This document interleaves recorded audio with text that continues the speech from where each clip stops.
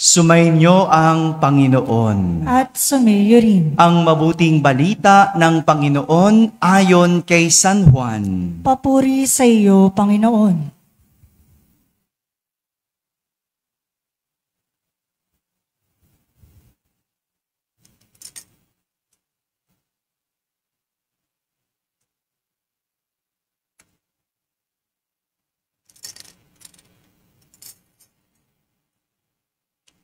Noong panahong iyon, sinabi ni Jesus sa kanyang mga alagad, "Huwag kayong mabalisa.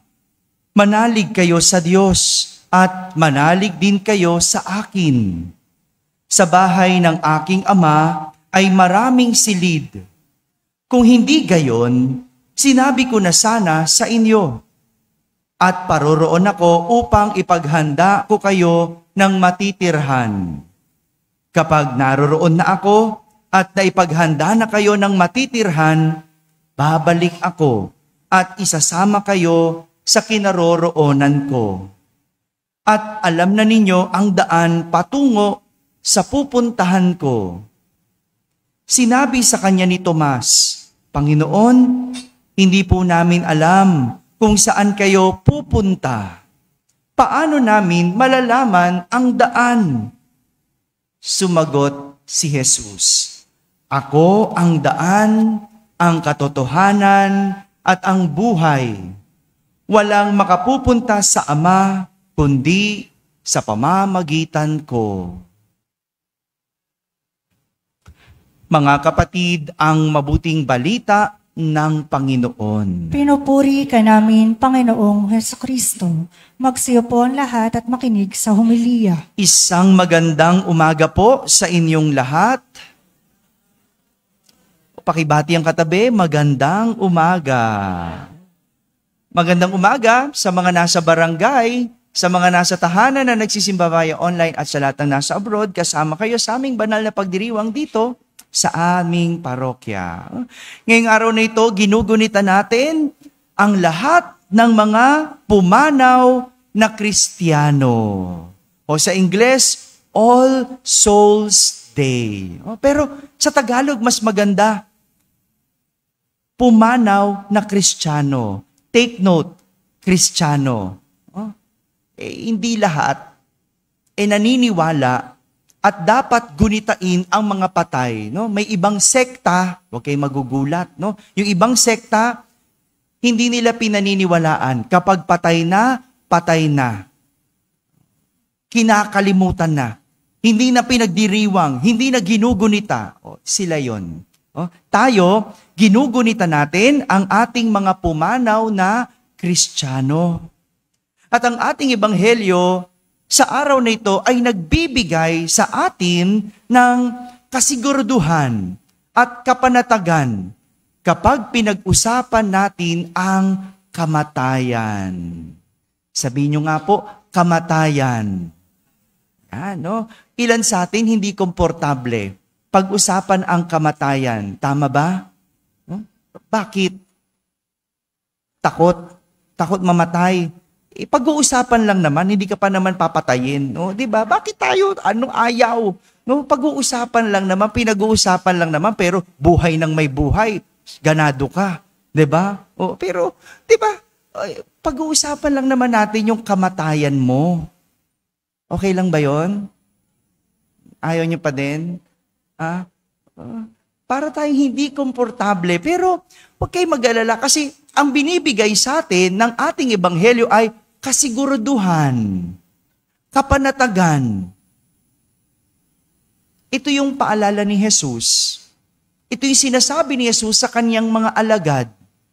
Ulit, take note, sa mga alagad. Kung hindi ka alagad, hindi ka kasali. Ulitin ko, kung hindi ka alagad, hindi ka kasali. Kanino ka bang alagad? Hindi ko alam. No? Katatapos lang ng Halloween party, no? No mga nasa labas, 'di ba? Halloween party sila, pero tingnan mo, kanino silang alagad? Sabihin naman, Father, masyado naman kayong seryoso. katuwaan lang naman to, no? 'Di ba? Di ba? Ganon yun, di ba? Katuwaan lang naman. Gusto lang namin horror, ganyan. Katuwaan lang naman. Kayo mga pari talaga kayo, masyado kayo. Aba, hindi naman kasi binibiro ang masamang espiritu. Yung mga minsang nagbiro, tingnan mo, ano nangyari? Sinapian. Laro-laro lang naman, spirit of the glass. Pag sinapian, sinong tatawagin? Bakit na? Busy na ako. Ayoko. Ganyan no? Pag may sinapian na, kami na. Pero noong, biru-biruan lang, Father, huwag kayo masyado seryoso. Hindi. Hindi mo pwedeng biruin ang espiritu. Lalo na, hindi mo rin pwedeng biruin ang masamang espiritu. Dahil hindi mo alam, sila ay seryoso. Seryoso yan. Hindi mo yan basta-basta binibiro. Kaya nga, ang paalala ni Jesus sa kanyang mga alagad. Ano sabi niya? Huwag kayong mabalisa. Manalig kayo sa Diyos at manalig din kayo sa akin. Ito yung binibigay ni Jesus na kasiguraduhan sa kanyang mga alagad na hindi nila kailangan mabalisa kapag lumisan na si Jesus. Direkta niyang sinasabi at direkta niyang pinapaalalahanan sila na may pananalig kayo sa Diyos. Manalig din kayo sa akin. Di ba ganon? Maganda yung paalala na yun. May pananalig ka sa Diyos, kaya manalig ka rin kay Jesus. Kaya ibig sabihin, kung anuman ang sabihin ni Jesus, manalig at maniwala. Manalig at maniwala. At hindi pa dito natatapos. Dahil ang sabi ni Jesus, sa bahay ng aking ama ay maraming silid. Kung hindi gayon, sinabi ko na sana sa inyo. At paroroon ako upang ipaghanda ko kayo ng matitirhan. Kapag naroon na ako at naipaghanda ko na kayo ng matitirhan, babalik ako at isasama ko kayo sa kinaroroonan ko. Isasama ko kayo sa kinaroroonan ko. Sa unang pakikinig, itong kasiguraduhan na to, para bang sinasabi ni Jesus, may lugar tayo sa Kanya. We have a place in Jesus. At ang lugar na ito, hindi pisikal na lugar, hindi isang espasyo, kundi isang lugar sa Diyos. Sabihin mo nga sa katabi mo, may kalalagyan ka. Ba't parang hindi maganda? Hindi pala yun. Sabihin mo pala iba, may lugar ka sa Diyos. Yun. Ayun yun. Yun yung kamatayan. Meron tayong lugar sa Diyos. Alam niyo po, minsan, umattend ako ng wedding reception. Minsan lang po ako umattend ng wedding reception kasi pag umaattend ng wedding reception, nagugutom ako eh. 'Di ba? Ang haba na nga nung misa, tapos yung kainan, ang tagal pa, 'di ba? Talaga. Kaya minsan lang ako umattend kasi yung kinasal ay kaibigan ko, matalik kong kaibigan. Kaya umattend ako ng wedding reception at parte ng programa, ang daming paek-ek. 'Di ba? Yung isa sa mga paek-ek doon, merong wedding vows. No? Father, ba't paek-ek yung wedding vows? Hindi naman yun ganon, 'di ba? Nangako na nga sa simbahan eh. 'Di ba? Sumumpa na nga sa simbahan, kulang pa ba yun? Sabi mo na nga, till death do us part. Kulang pa ba yun? Marami pang gustong paek-ek na salita, 'di ba? Tapos after 5 years, maghihiwalay din. Hindi naman, joke lang, no? Yung kaibigan ko, no, mahal na mahal niya yung kanyang asawa, no? At narinig ko, pinakinggan ko yung wedding vows. Sabi niya sa kanyang asawa, no, I found a home in you. You are my home. Narinig niyo na ba yung ganon? Hindi pa. Hindi ka sinabihan ng ganon. Hindi. Ayaw ka na uwian. Di ba? Sabi niya, I found a home in you. You are my home. No? napaisip ako, no? Tungkol sa sinabi niyang home. Ano bang ibig sabihin ng home? Sa Tagalog, ano? Tahanan. Ang isang tahanan, iba sa bahay. Tama? Ang bahay, alam natin, yun yung bato, yung istruktura, the structure, bahay. Oh, ganda ng bahay. 'Di ba? Ang bongga ng bahay, the structure. Pero ang sabi niya, tahanan, home. Ito yung lugar ng pagmamahalan, lugar ng may pag-uunawaan, lugar ng kabutihan. Kaya nga, mula ito sa salitang tahan. Tahan. Ano ibig sabihin ng tahan? Hinto, tigil. Alam ko kung saan yung kinuha yan. No? Yung pag yung magulang na malo, ano sabi? Tahan. Ganun ba yon? Hindi ganun eh. Di ba pag pinalo mo, ano sabi mo? Tahan. Ganun pa rin, di ba? Kasi alam niyo yung tatay ko, no? Ayan, nakininunod yung tatay ko. Tatay ko namamalo nung bata pa kami. No? Pag namalo yan, sasabihin niya, huwag kayo iiyak. Walang umiiyak. Ganun. Pinatitigil kami. Tumigil sa iyak pero hindi tumatahan. Bakit? Ano yung pagtahan? Pagkalma ng puso. 'Di ba? Kaya nga tahan na, huwag ka mag-alala, hindi natin sila bate. 'Di ba? Ganon. O huwag ka na mag-alala, sige na, asan na? Saan masakit? O papaluin ko. 'Di ba? Ano ibig sabihin? Kinakalma mo. Oh, 'di ba ganon yung pagtahan? Pag pinaiyak, pinalo mo, di iiyak. Diba? Ano sabi? Hindi. Kaya ko lang naman ginawa yon kasi mali yung sinabi mo. Diba? Dapat ganon yung pagtahan. Pagkalma ng puso. At yun yung ibig sabihin. Siguro ng aking kaibigan. No? Yung natagpuan niya sa kanya ang tahanan. Kung saan siya kakalma. Kung saan hindi lang siya uuwi, kundi uuwian. Merong pagtahan. Nahanap niya yung pag-ibig niya doon. Nahanap niya yung unawaan at nahanap niya sa kanya ang kabutihan. Yun yung lugar na sinasabi niya, isang tahanan. At ito rin yung tinutukoy ni Jesus. Nang kanyang sabihin, dadalhin ko kayo sa aking sarili. Ibig sabihin, pinaghandaan tayo na lugar na matitirhan. At ang lugar na yon ay walang iba kundi ang Diyos. Ang sarili ng Diyos. Yung uuwi tayo, tatahan tayo sa Kanya. Di ba dito sa mundo, puno tayo ng hirap? Di ba? May sakit, o ano pa, siguro maraming ininda. No? Pero pag uwi natin sa Kanya, pag tayo'y namatay, tatahan na, panatag na, wala nang sakit, wala nang hirap. Ano lang meron?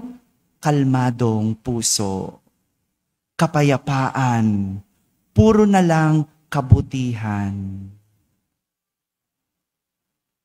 Ngunit makakapunta lang tayo sa lugar na iyon ni Jesus kung tayo ay lalakad sa kanyang daan. Kaya nga ng kanyang sinabi, ako ang daan, ang katotohanan, at ang buhay. Walang makakapunta sa Ama kundi sa pamamagitan ko. Direkta at klaro. Para makarating kay Jesus at sa Ama, kailangan piliin ang kanilang daan. Pagpupunta tayo ng Divisoria, saan ang daan? Rekto. Yung iba, rekto, di ba? Rekto. No, ako dito ako dumadaan. No, kasi sa rekto, magulo. No, maraming sasakyan. Dito na lang ako dadaan. Pero alam mo yung daan. Papuntang Divisoria. At hindi ka pupunta at gagamit ng ibang daan.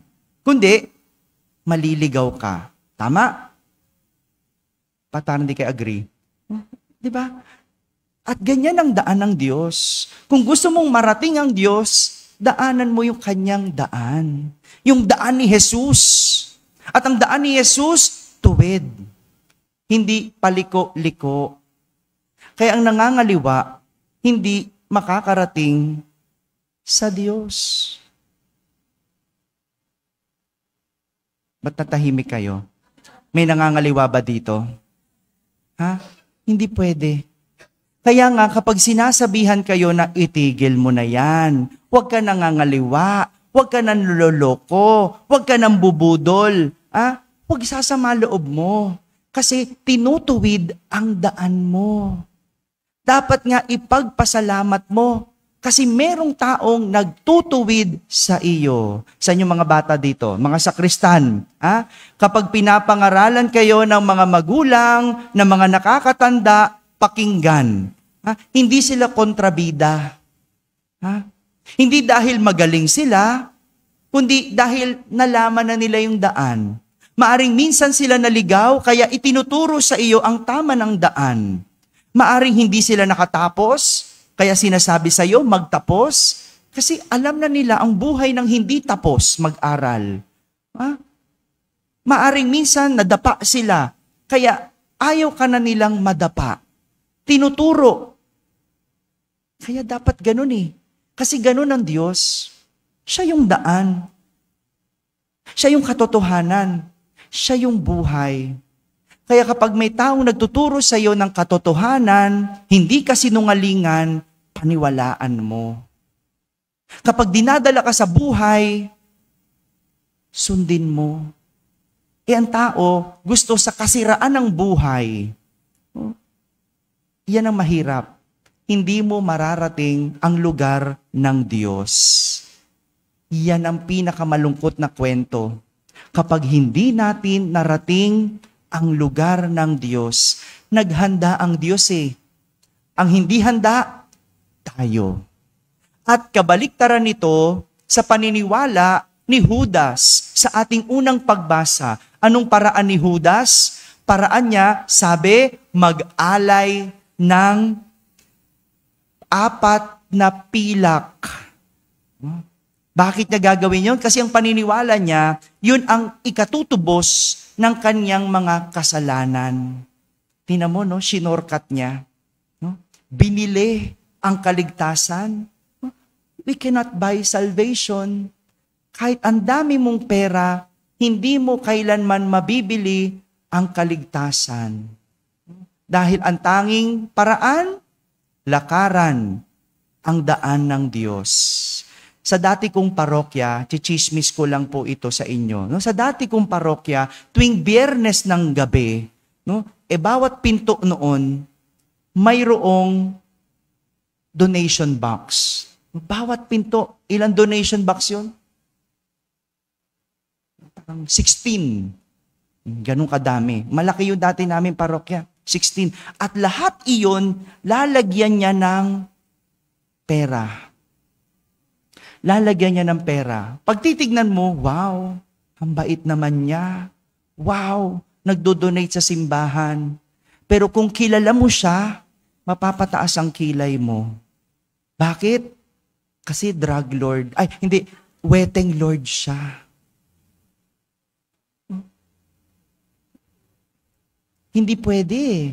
Hindi pwedeng nagdo-donate ka lang sa simbahan at hindi mo tinutuwid ang iyong buhay.